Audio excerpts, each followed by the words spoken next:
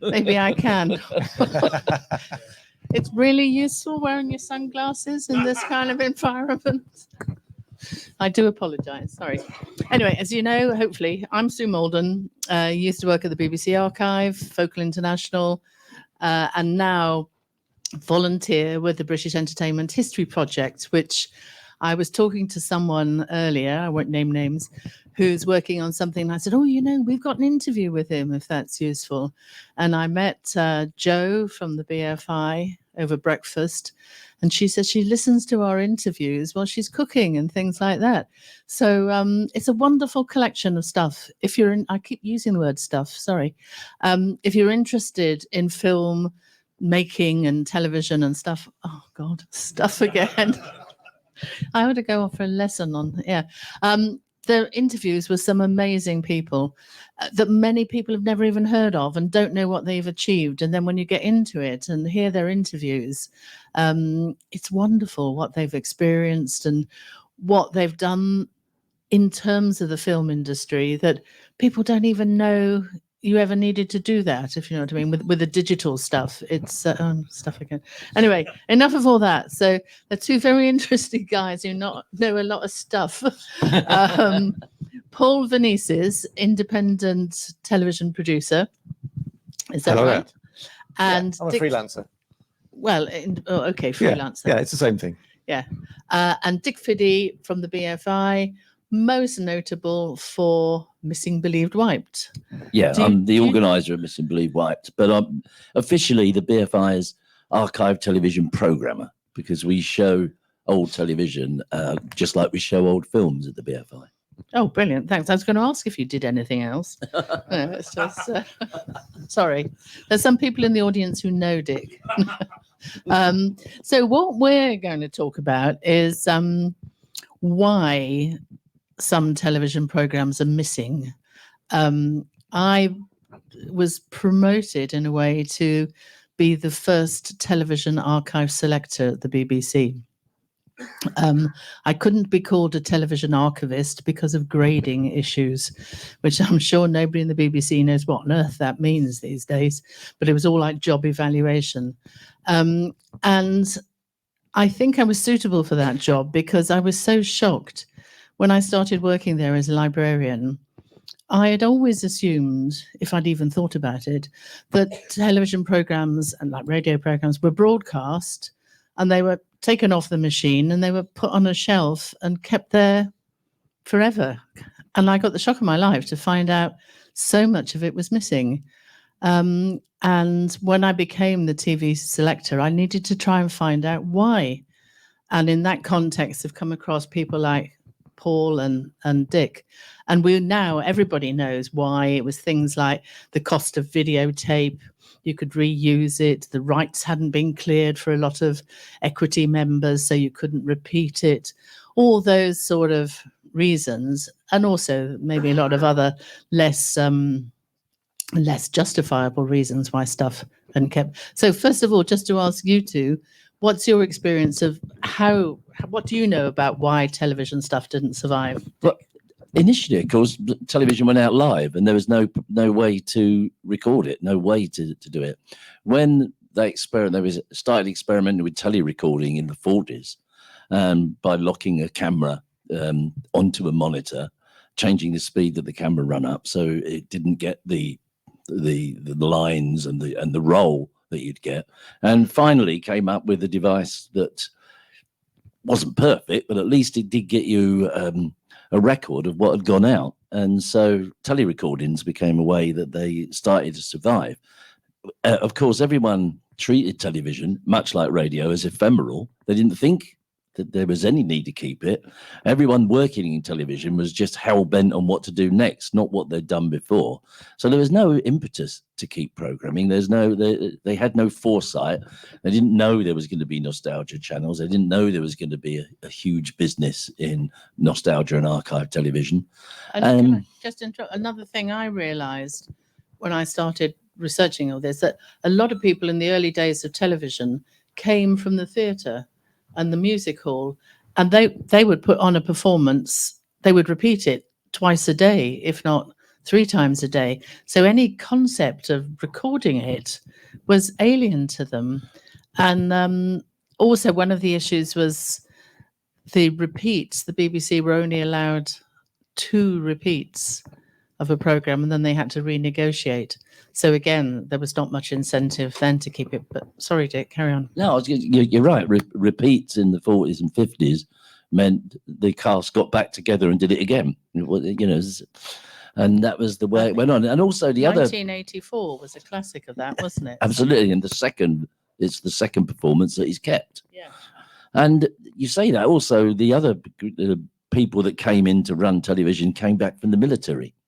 Very often they ran it like they ran military campaigns. You don't go back over the battle you lost. You just look at the ball towards the next battle.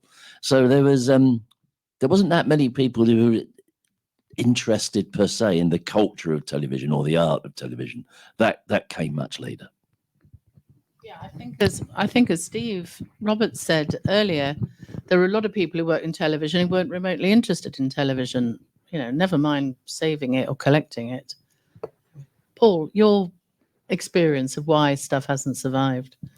Well, I mean, it's hard to be kind, really, about the people that made the decisions about not to keep things, because when you look at what is missing, it doesn't really seem to make a lot of sense. Certain things have been kept, which, when you look at now, you think, well, I mean, I guess for me, the issue is this. We talk about the golden age of TV. People talk about the golden age of TV being the 60s. And I think for comedy and drama, it was. But nevertheless, there's still some comedy and drama that was kept, which actually isn't really very good. And a lot of the really good stuff has been lost. And so there didn't seem to me to be any measure of the quality of something. Comedy is subjective. You can't say that.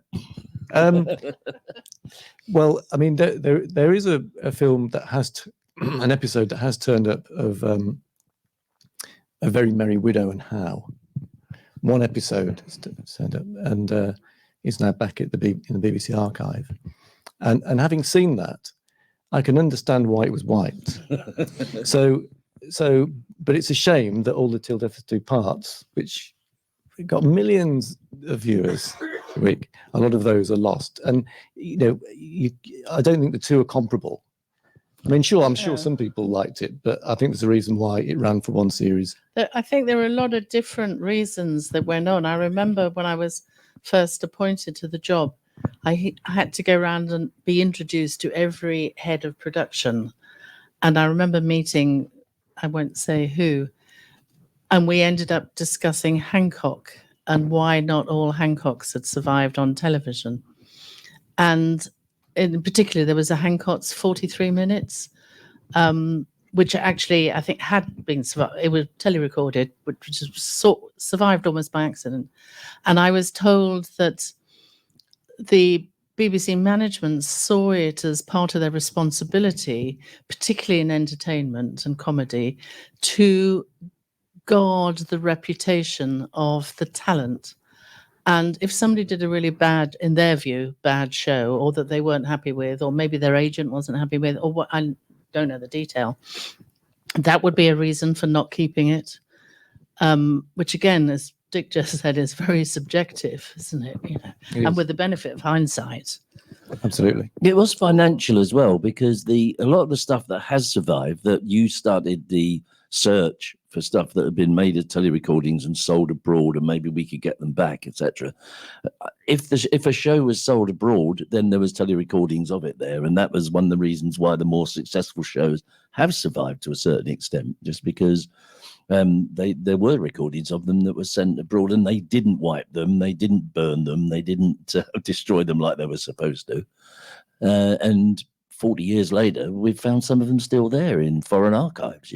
That's right. I mean, a lot of the films that we've announced this week is, they were in a private collection, and unfortunately, and this is one of the reasons why we're here. The films came from a collection of a collector who has died, and so a lot of those films are in.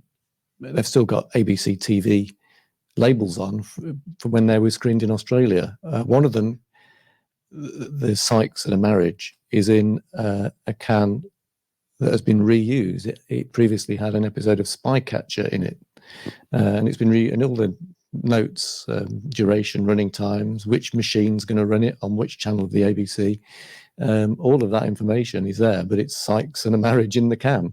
And I think I was told earlier by Francis, I think it's Francis over there, Francis mentioned Spycatcher as a series which is not complete. So the Sykes and a Marriage has survived, the Spycatcher that was in the can hasn't. So, yeah. But we've just had the same thing. There's been a discovery of one of those inexplicable discoveries, really. It's been found at Coventry Cathedral.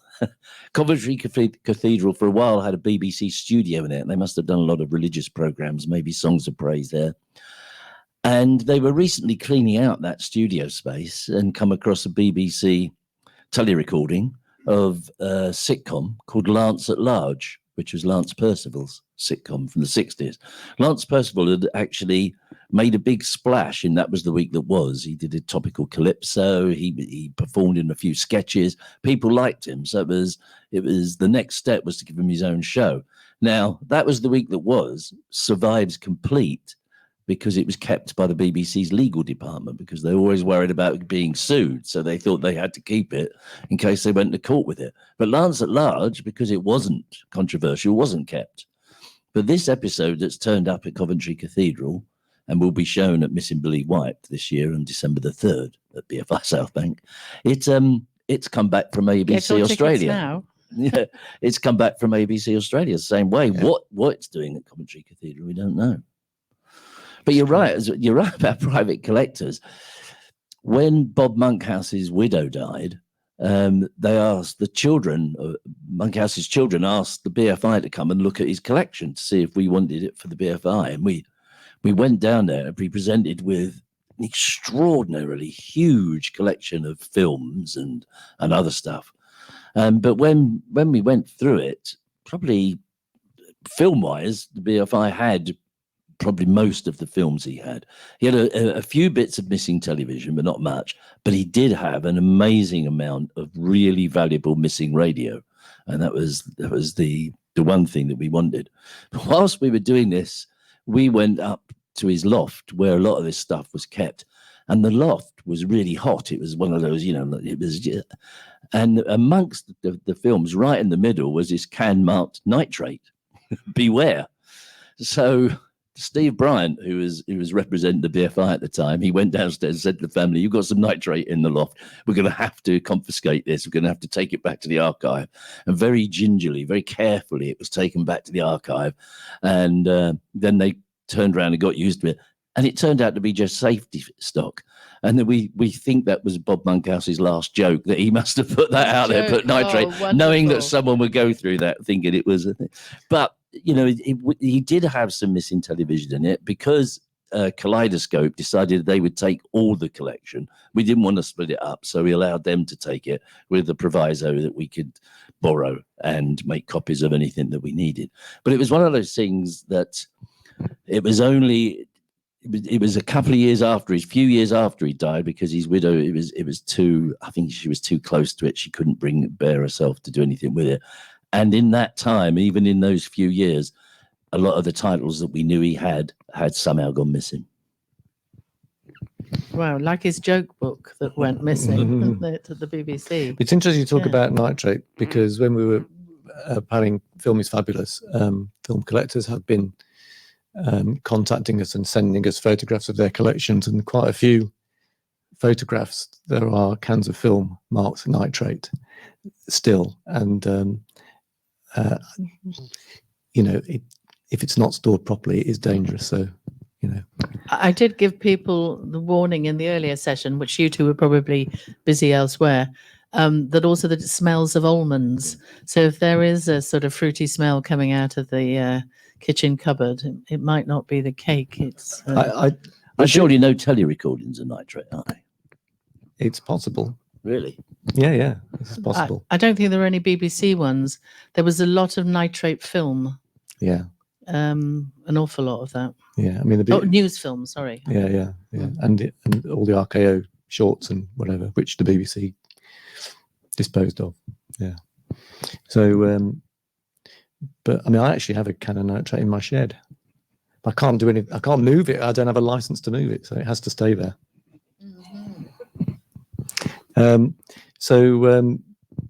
But yeah, so going back to TV, I mean, I think the big change in the 70s was when the BBC wiped a lot of their videotapes, and that only left BBC Enterprises film recordings, and then BBC Enterprises threw away their negatives. And so apart from what was left, which ended up in the BBC archive, it's only the overseas sales prints, some of which found their way from the skip outside Villiers House in Ealing into the film collecting world. And I'm guessing that any film collector out there who's come across a black and white film recording of a BBC TV show probably may well have come from that skip, or people that worked at Villiers House saying, well, this is being thrown out, I'll give it to my mate who's got a projector. And I think that's how lots of things have managed to get out of there, out of the BBC. And if I can just say, partly as an explanation to defend BBC Enterprises as they were then known.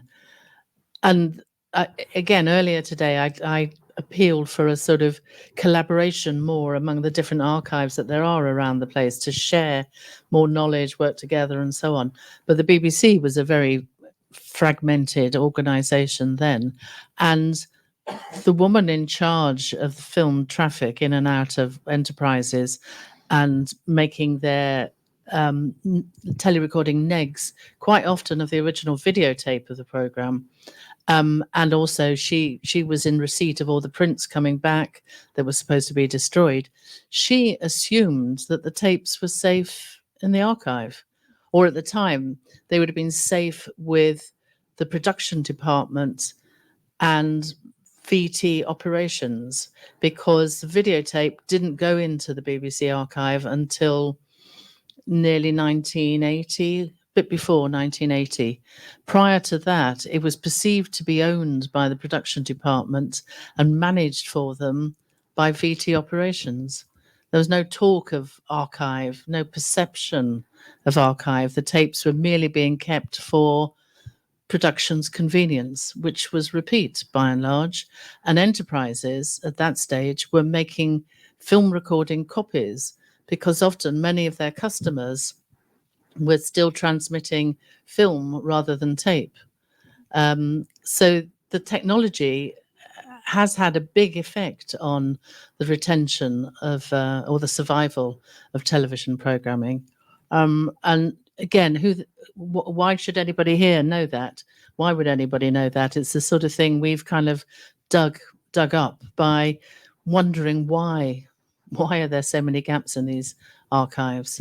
And so almost there was no one to blame for that. She was quite right in assuming the tape was in the tape store somewhere. And it was in terms of the timescale, it was all very compressed. So the BBC Enterprises stopped doing or making black and white film recordings for overseas sales in 1974 was really when they stopped, and some series had stopped being recorded in 73. And a lot of it was because Australia had decided it was going to start screening in colour, and were asking for colour. And Australia paid the most for their programmes, and so the cost of making the film copies was borne actually by that first sale to Australia and New Zealand. So when they wanted videotapes, it wasn't really cost effective to make black and white prints, and lots of the other stations in Africa started to go colour around about 1974.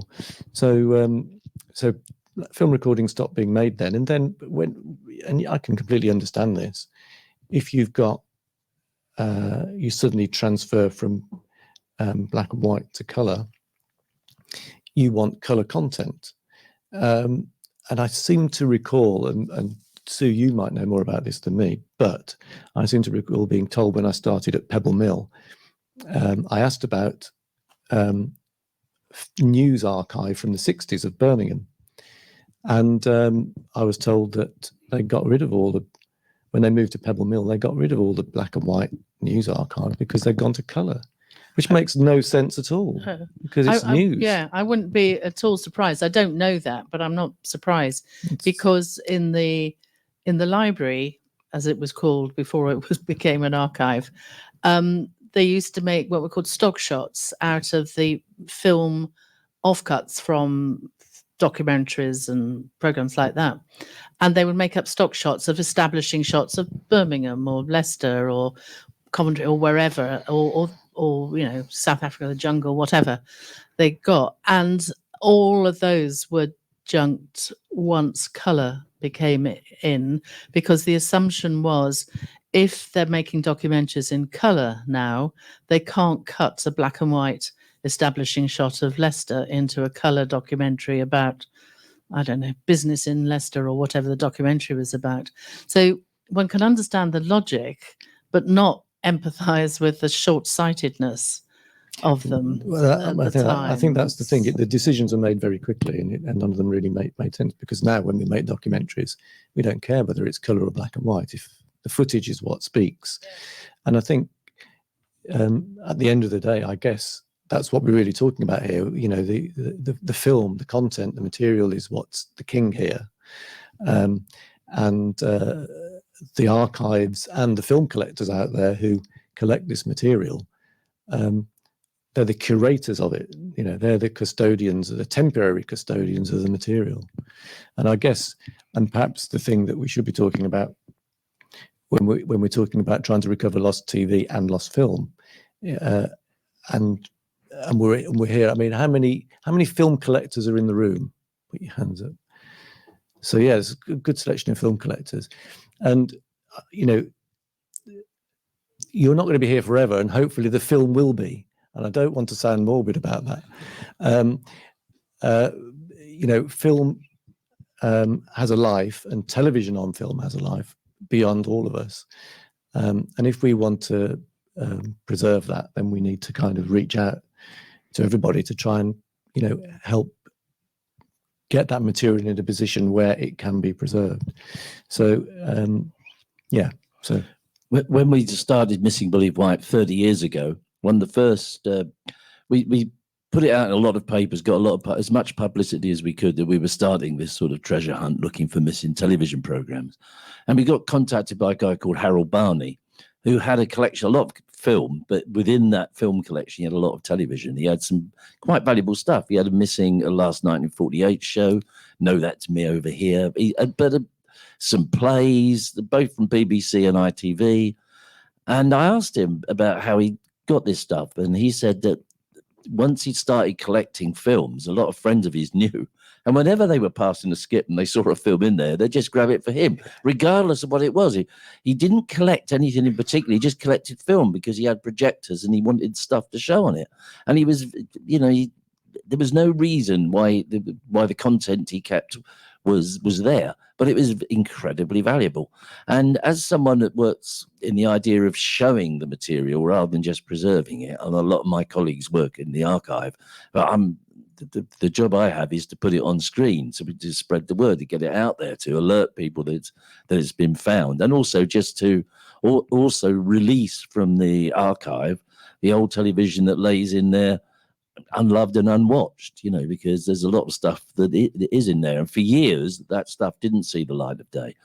But I'm happy to say that since digital came along, that we've managed to free up a lot of that stuff and get it out there as access. I mean, everyone knows what a fantastic job Network did in just getting some old and obscure television out there.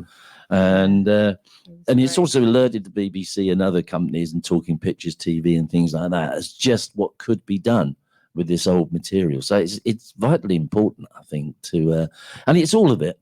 I mean, I think because the Doctor Who crowd have been so vocal, people think that if they haven't got Doctor Who, then what they've got is not worth anything. But culturally, it's all worth something. And that continuity of television, you know, whether it's weather reports or the epilogue or a news flash, adverts and stuff like that, all those things that make up the flotsam and jetsam of television are important when you're trying to tell the story of how television was. It's like having a jigsaw puzzle. You need all the pieces, not just the outside pieces. Yeah, it's good. What do the BFI do? You know, when you because you've done a lot of recovering stuff. Dick and I started with him with Missing Billy White and me with the BBC's first treasure hunt. So we go back a long way on this. Just wonder, what does the BFI do with all the stuff you get back? Does it get preserved? As Steve Roberts was saying in the earlier thing, we tend to borrow material that's missing. We tend to make a copy of it and return the originals to the donors if they want it. A lot of them don't. You know, there's another thing with Harold Barney's collection, and this is I don't want to be gender specific there, but it's been my experience is that very often the collectors are male. And it's very often their wives that are pushing them to get rid of the material because they want the house back. You know, so very often when films are returned to us, we'll give them a digital copy back, and in a lot of cases, they're happy for us to keep the film because it gets them out of a hole. Yeah, I wonder how many hard drives there are that are swamped with this stuff that nobody knows how to plug it in or play it these days. You know. I mean, interesting what you're talking about jigsaw puzzles. So we've been. I know Steve mentioned this earlier that we transferred 4 films. We've only announced 3. 4 films at the BBC. We've only announced 3, and I'm going to tell you what the 4th film is now. Oh wow! But it's sort of in 2 parts because of what something else that happened today. So the 4th film is an episode of the Basil Brush Show. And everybody loves Basil Brush. It's from September 1970, and most of those from that period, from September to December 1970, were not kept. And it's a very, very, very nice film recording, which came from a collector who has died, unfortunately. But today I was in upstairs because I had a few films to sell, and I had a pile of episodes of the Sooty Show. But before they were sold, this gentleman walked past and spotted them and said, "Oh, Sooty Show, I remember those." And he looked at what I was asking for them and said, I might be able to find something to swap you for them. And I said, "Well, what have you got?" And he said, "Oh, I don't know." I said, and he obviously thought Sooty and Kids Show, and he said, "Well, I've got a Basil Brush." And so I've taken his number and his details, and I'll contact him and talk to him about that, because who knows what it might be. It might not be a missing one. It might be. But I think that's going to be the quote from the whole day. You know, I've got a Basil Brush. Yeah, exactly. At this point, can I take the opportunity to introduce one of the many film collectors who are in the room, our surprise guest, who is Mark Stuckey from the repair shop. I knew I'd never get it right. I do apologize, Mark. Come up and join us. Should we move up one and then you can... yeah. Well, you can still... And then I'll... Yeah, swap microphone. Yeah, there you go. Have the yellow one. Have a yellow one. The yellow one. Okay, Yes. got the name right at the end. Well, if I didn't get the show right. I'm on but, 1, 2, 3. Hello. brilliant. Nice to see everybody here, of course. Yes. Well, thanks so much for coming. It's Not at great all, to it's a have pleasure. you here. And there are 2, well, there might be loads more areas of your work, I'm sure, that we should talk about. But certainly the one I know is about the restoration of the 35mm projector you've been working on. That's right. And that's yeah. going to feature or has featured No, in one it's of the going to be programs? featured. Technically can't say too much about it because the Okay. BBC are a little bit, don't give the game away too much. But yes, there's a 35mm motion projector which was in a pretty poor state, and it was for a real great concept, which again I can't really tell you, but I've been talking to Ricochet, who are the production company, for 3 years. Give me a 35mm projector. I don't want an 8mm one. I want something big and heavy, big, and eventually they managed to find this one with a terrific background story, and it's in fact reviving a cinema which is down on the south coast. So that has all been done. They reckon it's going to be one of their top ones of the show. They feel confident the way it's come across, not because I did it, just purely the fact, the concept and the people involved in it and what it will mean to the community. So that is good. And it's also refreshing even here to see there's so many 35 mils even in this modern cinema today.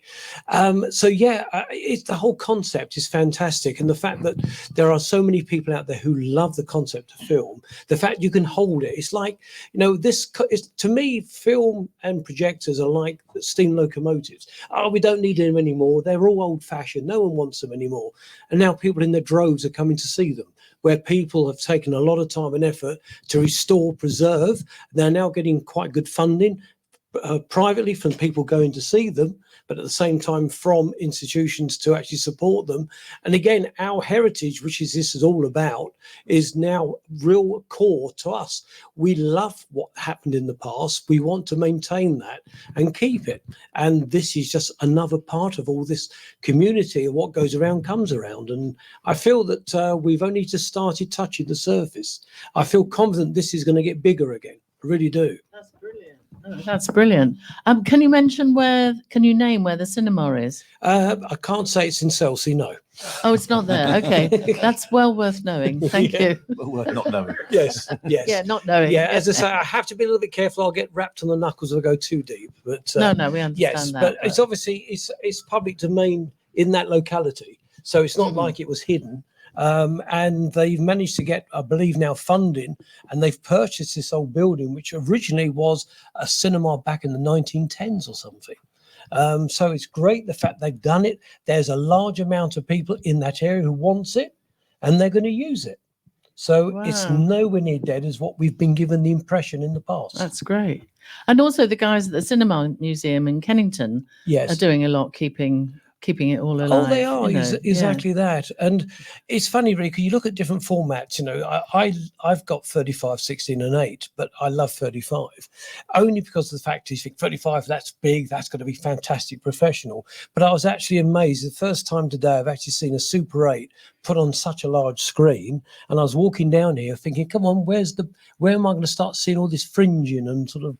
And I was really amazed at how effective a small format can be so well projected. Oh wow, that's good. Yeah. Yeah, so any Good format compliment to works. the guys here. Yeah. Absolutely. Yeah, They've worked yeah. incredibly hard to do that, to give everybody a real understanding of the different formats. Yeah. you know. No, it's good. We've found in the past that when material was found and given back, the publicity that generates causes other people to come forward and to present the stuff. And as someone that works in the industry, do you think if there was a sort of antiques roadshow or repair shop series that was just dedicated to film and projectors and the objet d'art of cinema and television, the collectors could be encouraged to bring their stuff there, a bit like the footage detectives, I guess, on TV, but on a bigger format. It's funny you should say that, because I've been talking to Ricochet with a concept idea, exactly that. Oh, great. And they're waiting Mm. for this one to come out to see how the public take to it. And then if there's enough support there, that's when we're going to then be talking seriously of going around the country, looking at people, private individuals, from the smallest to the biggest, to Okay. encourage that. Brilliant. So I'm Absolutely. sure the BFI would get behind something like that. I mean, with a show like that, you'd need, I think, a bit of historical idea of what's come back in the last few years, say, just so you've got a starting point rather than starting from scratch. Oh, exactly. And it's going to be, the thing is with cinema, you can go in any direction, from the history of the buildings to the concept of the original concept of film and why they changed formats, the projectors, the cameras, the people who used to go and visit it. Because once upon a time, used to dress up to go to a cinema. Yeah. It was amazing. Today we're a little bit, since the tie's gone, I think a lot of what we used to do has gone as well. And I'm not wearing a tie, so I can't actually sort of knock anybody for that. But you can see standards have changed. And there was on actually YouTube, there's a 1950s representation of how a cinema used to be run. And many of you may have watched it. And it's absolutely brilliant how, the staff, how well they trained they were, and it was a complete experience. It wasn't, let's go to cinema, watch a film. You went there for the whole experience. And I think what sometimes with our own little cinemas are at home, we try to create that in our own little way, that whole concept of it. And I So- think that's what's great. Do you wear a uniform then as you usher the neighbours I've in? tried to get the wife to wear one, but she won't do it. Well, a little penny and an ice cream tray. Yeah. Yeah, we've worked on the idea. We've talked about Yeah. it. And yes, but she said, no, I'm not going to do that for you. No. But we have great fun. Yeah, I mean, Yes. Steve Roberts was saying in the earlier session that he was hoping to be able to talk through to the people in the BBC who was scheduling iPlayer and stuff like that to make them more aware of the value of these finds that are happening. They're nice stories to They tell are. around them. So good luck with this idea of a program. If you could give Ricochet's email address to everybody in the audience, Yeah. well, they'll all send a letter saying good you idea. must do more programs. Well, you can actually just go online, find Ricochet, and you're about to say that Mark says, yeah. and sort of do it. Because I honestly feel that there is something there, a story to be told, and also to encourage other people looking around here. We've got quite a sort of age variation, but we want to introduce the more younger blood into this. Not because. Because the trouble is, when we have gone, who's going to be behind us to follow it? Well, yeah. But I think when I was doing some of my work on the show, the camera crew had never seen film before, and they were absolutely staggered and amazed by the quality. They're going, "Oh, we use 4K cameras, yeah, 35mm 5K. Oh, didn't know that." And all of this sort of thing, and the fact it's you can hold it, you can play with it, and it's not just presenting the film, it's all the aspects behind that. And I think a lot more people have the opportunity to experience that. Will then that invoke that enthusiasm for the next people who are coming behind us? Yeah. Well, and that's exactly what, John wanted as a theme for today is to make preparation for the next generation. We need it. Otherwise the danger of this stuff getting lost in the skip and all the rest of it. Well, it's already proved, hasn't it, already that records have now come back into fashion. Vinyl. Yeah. Vinyl, cassettes are coming back into fashion. Oh, good. So now, why not film? Oh, exactly. Film as a Yeah. medium certainly has. A few years ago, there was hardly any laboratories making film in the UK, and now they're sprouting again. There's a lot of them. Yeah. Just on a personal note, you collect film as well, don't I you? do, yes. Have you got a particular area you want to collect, or are you more Catholic in your taste? To be honest, I suppose like music, I collect what I like rather than a specific genre. So, so if I think the film's really great, oh, great, that film's available and it's not silly. I'm literally on purpose. I will not pay silly prices because I think it then encourages everybody else to think, oh, look, let's put them. No, we want it to a point where it's available for most of us to collect. We shouldn't have it that it's just a privileged few who can collect the real big blockbusters. I think that's totally unfair and unkind.